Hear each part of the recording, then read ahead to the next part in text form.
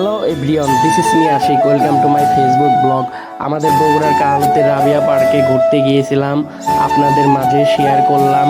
দেখতে পাচ্ছেন এখান থেকে আমরা টিকিট কাউন্টার থেকে টিকিট নিলাম প্রতি পিস 50 টাকা করে। আমরা 3 জন গেছিলাম ঘুরতে।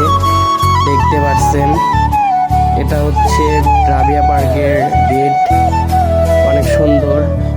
অনেক লোকজনও ঘুরতে আসছে, দেখতে পারলাম। আশেপাশে অনেক লোকজনও ঘুরতেছে। আমি আসলাম ভিতরের দিকে, দেখতে পারলাম যে বাচ্চারা এখানে খেলাধুলা করতেছে। এখানে অনেক কাপড়রা ছবি তুলতেছে। প্রচণ্ড রোদের কারণে ভিডিওটা তেমন ভালো হয়নি আপনাদের মাঝে, তাও ভাবলাম যে শেয়ার করি। দেখতে পারলাম এখানে টিকটকে দেখছিলাম পার্কটা অনেক ভাইরাল, এই জন্যে ভাবলাম যে পার্ক থেকে ঘুরে যাই। অনেক সুন্দর, ছোট হলেও আপনারা আসতে পারেন বগুড়ার আশেপাশে যারা আছেন। দেখতে পারলাম অনেক খেলনা আছে বাচ্চাদের।